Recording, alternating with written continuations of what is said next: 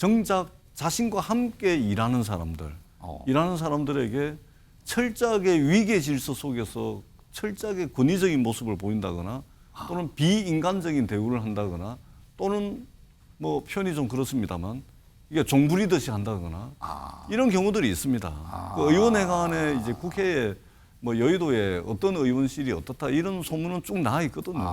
이 신뢰관계가 깨지면 예. 의원은 의정 활동을 할 수 없고 외로워서 견딜 수가 없습니다. 그런 상황이 깨졌다는 게 참 안타깝고요. 저도 반면교사하게 됩니다. 네. 과연 태영호 의원실만 예. 저럴까? 예. 그렇지 않다고 생각하고요. 예.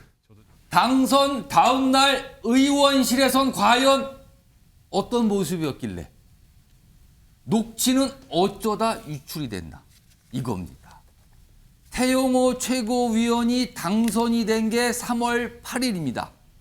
그런데 그 다음 날인 3월 9일 아마도 의원실에서 뭔가 얘기를 했는데 그 내용이 유출이 돼서 파장을 일으키고 있는 겁니다. 바로 이 제목의 내용입니다. 자, 그럼요. 많은 분들이 뭐 듣고 깜짝 놀라신 분도 있고요. 이게 무엇인가 하신 분도 있을 거예요. 태영호 최고위원이 등장하는 녹음 내용이 있습니다. 들어보시죠. 오늘 난 정무수석이 들어가자마자 정무수석이 나한테 오늘 최고위원 바로 그렇게 하냐.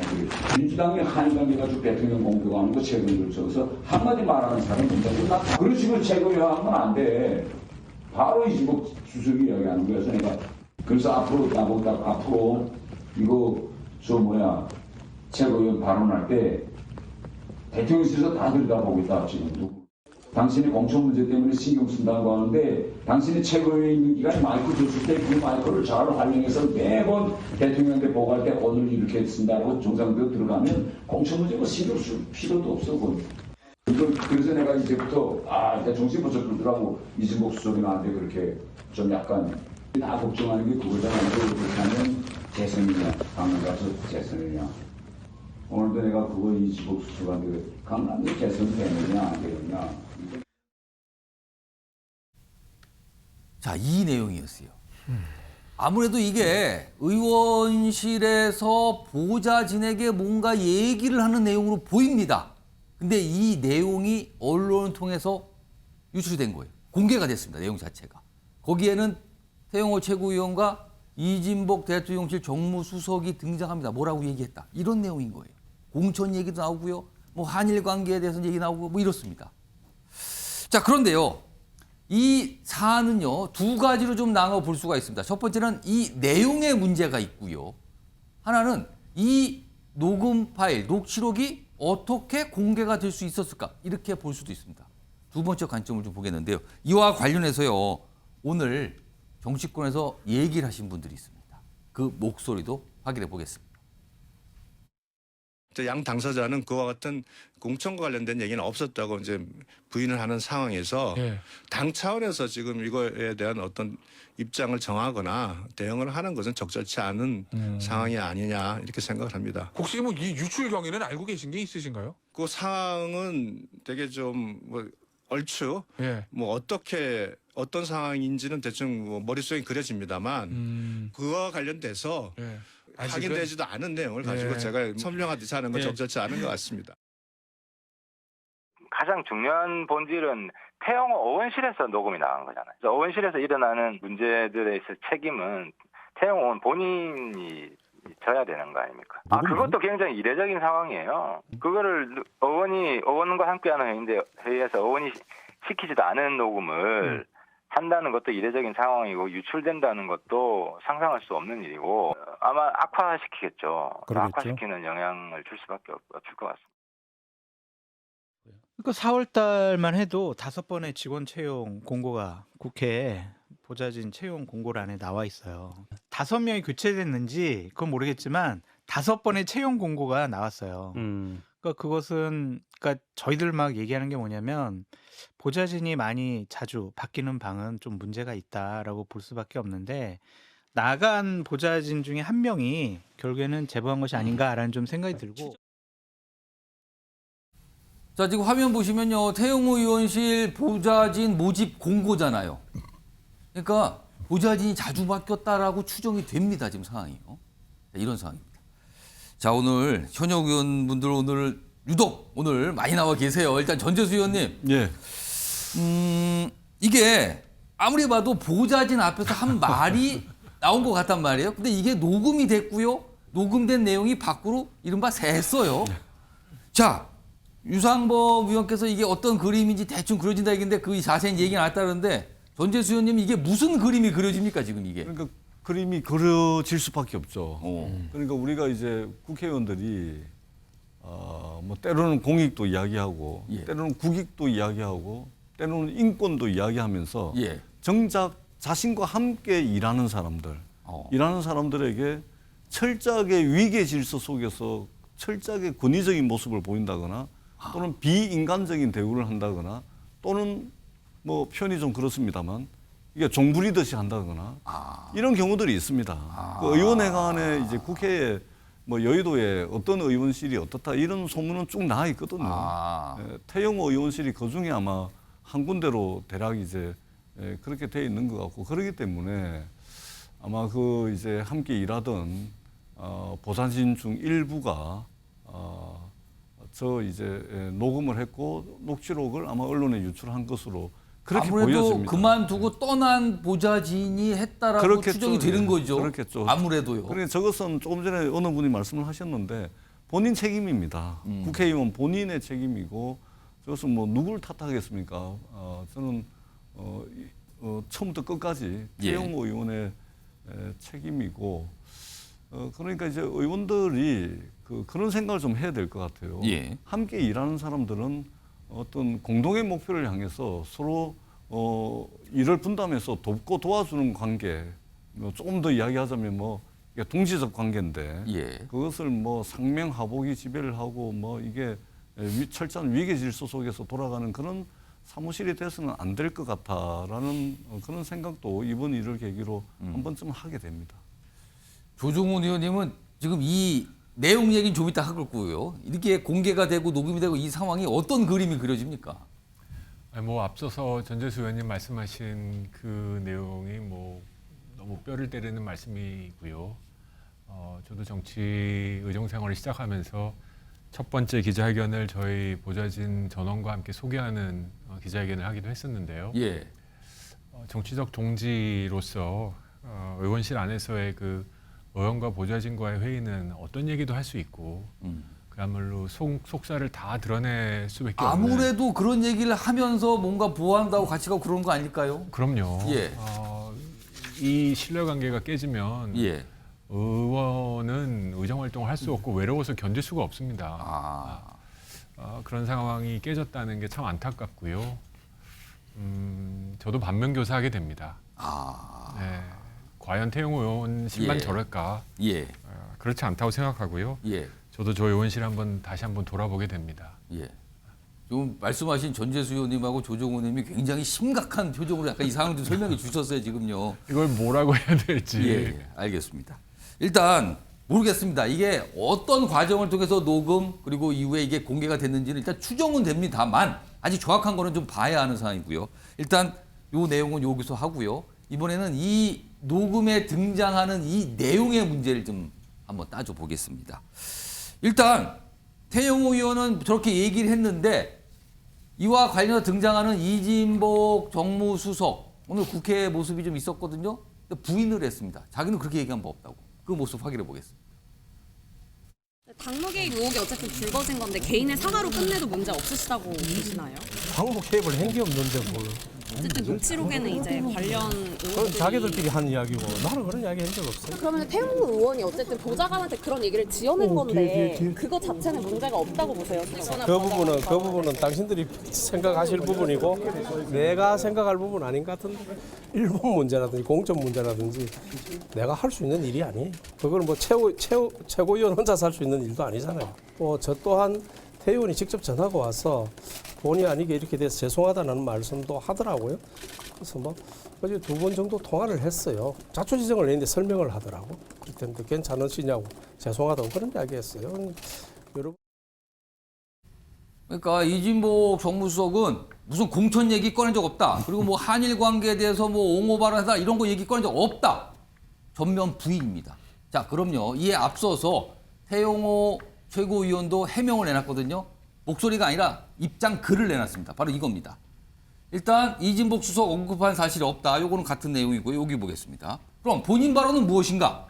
제 발언은 보좌진 안심시키고 의정 독려하는 차원에서 나온 과장이 섞인 내용. 근데 단순히 과장이라고 하기에는요. 사실이 아닌 거면 아닌 거지 과장이냐 이런 지적이 나오고 있는 거거든요. 근데 본인은 과장이 섞인 내용. 그러니까 사실이 아닌 부분이 있다. 이거를 좀 인정한 것도 합니다. 자, 그런데요. 이 내용, 녹음 파일에, 녹취록에 등장하는 내용을 보면은요. 태영호 최고위원이 뭔가를 듣고 한일 관계에 대해서 얘기한 거 아니냐. 이렇게 의심을 사게 되거든요. 자, 그러면요. 3월 9일 이후에 태영호 최고위원이 공개적으로 어떤 얘기를 했는지 그 영상을 좀 준비했습니다. 확인해 보시죠. 지난 전당대회는 여론조사 3%라는 꼴찌로 저는 시작했으나 그렇다고 5만 곳에 도움을 구걸하지도 않았습니다. 저는 뭐 우리 터플로 치면 한 960 되지 않을까 이렇게 생각하는데요. 그래요? 영어 연설에서 제일 중요한 거는 넘나지 인토네이션. 그렇죠. 그다음에 어느 점에 가서 강조하고 퍼즐 할 거냐 이런 건데 그 기술적인 측면을 완전히 소화하시고 하더라고요. 뭔가 좀 극찬을 했죠. 그리고 앞선 영어는 자기는 엄한 곳에 도움을 요청하지 않는다 뭐 이런 내용이 있었어요. 자, 박원석 전 의원님. 예. 그 녹음 파일에 등장하는 태영호 의원의 얘기. 글쎄요. 과장이라고 보기에는 굉장히 구체적인 얘기들 좀 꺼냈거든요. 이거 어떻게 들으셨습니까? 과장이라는 건 굉장히 완화된 표현인 것 같고요. 태영호 의원 얘기가 사실이라면 예. 보좌진들 앞에서 허위 사실을 얘기했다는 거 아닙니까? 허위 사실. 대통령실의 정무수석을 팔아서 내 공천에는 문제가 없으니 흔들리지 말고 열심히 일해라 라고 얘기를 했다는 건데 그 말이 사실이어도 부적절하고 그리고 정황이 너무 구체적이잖아요. 이진복 수석을 만났더니 이 위안부 강제동원 문제, 위안부 문제가 아니고 강제동원 문제 해법에 대해서 왜 적극적으로 최고위원들이 나서서 엄호하고 방어하지 않느냐. 공천 걱정 많이 하신다는데 공천 걱정할 게 아니고 대통령한테 보고할 만한 내용을 얘기를 해라. 그래야 나중에 공천이 뭐 이런 거잖아요. 내가 정신이 번쩍 나더라. 이 얘기를 하는 거 아니겠습니까? 저는 상당히 개연성이 있는 얘기라고 보고 당무 개입을 안 한다. 이렇게 이진복 수석이 말씀하셨는데 이진복 수석의 당무 개입 논란이 처음입니까? 처음이 아니잖아요. 지난 전당대회 시절에 일요일 날 국회를 찾아서 아무 말도 하지 않으면 아무 일도 생기지 않을 거다라고 당대표 후보자를 공개적으로 위협하는 발언을 이진복 수석이 했었어요. 처음 있는 일이 아니죠. 그렇기 때문에 더더욱 저 태영호 의원의 저 녹취록의 파장이 지금 국민의힘 내부에 커지는 게 아닌가 싶고 사실 이 문제에 대한 걱정 내지는 실제 상황이 어떻게 돌아가는지를 가장 잘 아는 것도 걱정이 가장 많은 것도 국민의힘 내부 아니겠습니까? 결국 이게 이제 대통령실이 내년 총선에 공천에 직접 개입해가지고 결국 대통령 공천을 하게 되는 거 아니냐. 과거에 이제 2016년에 진박 공천이 한번 논란이 됐었고 박근혜 전 대통령 그걸로 인해서 실형 2년형까지 받았는데 이제 또다시 그런 상황이 재현되는 거 아니냐. 근데 이런 걱정을 안 할 수가 없어요. 그리고 당내에서 일부이긴 하지만 태영호 의원이 이 상황에 대한 책임을 지고 의원직 물러나라. 그리고 당무 개입에 대해서 진상 밝혀야 된다. 이런 얘기가 뭐 일부에서 나오고 있지 않습니까? 그래서 물론 뭐 양쪽에서 다 부인하고 있기 때문에 이번에 대충 덮고 넘어갈 텐데 이게 덮고 넘어간다 그래서 덮일 문제가 아니고 결국에는 새 당대표 체제가 들어섰음에도 불구하고 이 새 당대표 체제가 자율적인 어떤 이 정치적 운신의 공간을 갖고 있는 게 아니고 결국 대통령실이 다 좌지우지하고 있구나 이런 느낌을 전달해 주기에 충분한 거죠. 최기식 변호사는 이 녹음 파일 내용 어떻게 들으셨습니까? 이게 여러 가지 또 이 반응과 해석도 나오고 있거든요. 지금 어떻게 보십니까? 일단 대통령실하고 집권 여당하고 사이에 뭐 소통은 굉장히 자연스러운 것으로 볼 수 있습니다. 그런데 이게 만약에 사실이라면 공천을 매개로 해서 이런 소통을 한다는 것은 굉장히 부적절하다고 보여지고요. 다만 지금 이진복 수석도 아니라고 하고 또 지금 태영호 최고도 지금 과장되었다, 전혀 사실이 아니라고 얘기하는 마당에서 일단 사실관계가 좀 드러나지 않았기 때문에 정확히 여기에 대해서 코멘트를 하긴 뭐 당사자들 다 부인을 하고 있는 상황이에요. 그래서 좀 어려운 부분이고 녹취가 만약에 뭐 수석과 최고가 뭐 대화가 아니라 직접 설명이란 대화라면 더 정확하겠지만 지금 부인하고 있는 입장이고 하여튼 어떻게 됐든 보좌관들을 통해서 이러한 의원과 보좌관 사이의 대화가 밖으로 유출되는 사태는 아까 앞에 두 분 의원들이 말씀하신 것처럼 굉장히 안타까운 일이고 저도 저 자신도 지금 사무실 직원들하고 일을 하면서 저를 많이 또 돌아보게 되고 그렇습니다. 아, 다들 그냥 돌아보게 된다 이 말씀 꼭 하시네요 지금요. 자, 이번에는요 홍석준 의원님. 네. 사실 태용호 의원은 어제 요 내용이 보도가 된 이후에 바로 입장을 냈고 오늘은 아직 입장이 없는데 본인이 과장했다라고 얘기했잖아요. 근데 과장했다라는 거를 인정을 하더라도 내용을 보면 그 자체가 대통령실 그리고 윤석열 대통령에게 상당히 부담을 주는 내용일 수 있거든요. 이거는 징계 대상이다. 이렇게까지 당해서 지금 거론되는 것 같은데 이거 어떻게 보십니까? 네, 지금 태영호 의원이 김재원 의원과 더불어 지금 이제 윤리위원회 심사 대상에 이제 어제 올라갔고, 구체적인 심사는 이제 5월 8일 한다고 하는데, 지금 이런 어떤 미묘한 시점에 이런 문제가 터진 것은 결코 좋은 게 아니죠. 뭔가 이게 추가되는 겁니까? 그렇습니다. 대통령실하고 조금 이렇게 관계되는 또 문제까지 됐으니까 굉장히 지금 타이밍 시점적으로는 태영호 의원한테 좀 좋은 게 아닌 것 같은데, 저는 이 사안은 태영호 의원 어떤 그런 어떤 지금 현재 이야기 과장됐다 그리고 이진복 수석도 이야기 이 말이 이 사실 같아요. 왜냐하면 지금 맥락을 보면은 지금 이진복 수석이 지금 있는 이런 시점에 특히 최고위원회에서 몇 마디 뭐 말을 한다고 해가지고 강남같이 저희 당이 절대적인 강세 지역 아니겠습니까?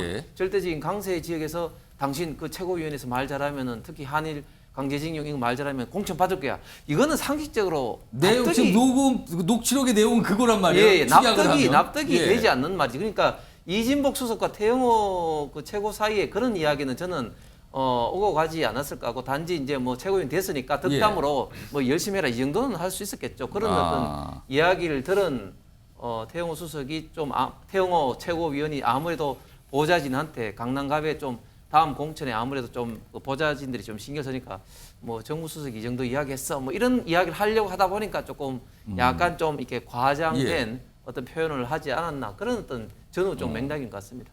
조정훈 의원님, 홍석준 의원님의 말씀대로라면 이거는 단순히 과장이 아니라 없는 내용을 말한 거 아닙니까, 그럼? 예, 저는 뭐 이 상황을 보면서 어제 녹취록을 들은 국민들은 판단을 어느 정도 하셨으리라고 생각합니다. 해명의 여부를 떠나서.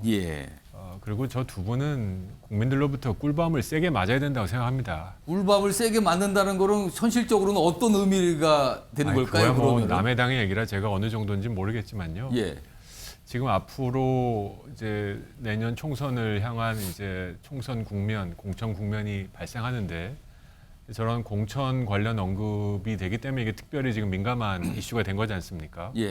저는 이번 기회에 저는 환부를 넓게 도려내야 된다고 생각합니다. 뭐 얘기한 적 없다, 뭐 사실관계 아직 확인 못했다 하는 정도로 무게고 넘어가면 이 환부는 조만간 또 터진다. 저는 우리 최기식 변호사님 말씀하신 것처럼 당과 대통령실이 소통하는 거, 뭐 당정 협의회도 있지 않습니까? 그건 당연한 건데 문제가 된 이유는 저 공천이라는 조건부 요구가 들어 있는 건데요. 무척 부적절했죠. 그리고 말하신 분이든 듣는 분이든 그런 뉘앙스로 해석할 수 있었고 해석했다라는 그 자체가 저 대화는 매우 부적절했다고 생각합니다. 그래서 저는 국민들로부터 저는 꿀밤을 크게 맞아야 된다고 생각하고요. 책임 있는 위치에 있는 분들답게 진짜 당을 위해서라면 제 당은 아니지만 환부를 넓게 도려내는 행위가 없으면 이건 또 도질 수 있다 생각합니다. 그러니까 저 녹취록에 등장하는 저 내용이 사실이라면 발칵할 일이고요. 사실이 아니라면 사실이 아닌 얘기를 꺼낸 태용호 최고위원은 뭔가 이렇게 또 질문이 안 나올 수가 없는 상황이 돼버렸습니다.